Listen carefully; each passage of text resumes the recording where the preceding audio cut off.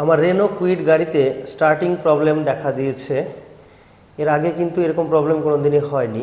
অনেক দিনের পুরনো গাড়ি হয়ে গেল, প্রায় 6 বছর, কিন্তু স্টার্টিং প্রবলেম। সমস্ত লাইট ঠিক রয়েছে, সমস্ত ইন্ডিকেটার আছে ঠিকঠাক। চাবিটা দেওয়া হলো, দেখতে পাচ্ছেন সমস্ত লাইটগুলো জ্বলছে, সমস্ত ইন্ডিকেটার ঠিক রয়েছে। কিন্তু যেই স্টার্ট করতে চাইছি, চাবিটাকে যেই দিচ্ছি, কিন্তু কোনো কাজ হচ্ছে না। ক্যামেরায় ছবি তুললে যেমন কিসিক কিসিক আওয়াজ আসে, ঠিক ওরকম একটা আওয়াজ আসছে, স্টার্ট কিন্তু নিচ্ছে না। তো ব্যাটারির প্রবলেম হতে পারে, বা ব্যাটারি হয়তো চার্জ নেই, সেটা ভাবলাম। অবশ্য এরকম ভাবনার কোনো কারণ নেই, কারণ গাড়ির ব্যাটারি আমি রিসেন্টলি চেঞ্জ করেছি, নতুন ব্যাটারি দেখতে পাচ্ছেন।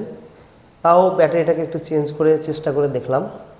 আমার বাড়িতে আরও একটা ব্যাটারি ছিল, এই যে পাওয়ার টিলার যেটা দেখছেন, এই পাওয়ার টিলারের ব্যাটারিটাকে খুলে আমি গাড়িতে লাগিয়ে দিলাম।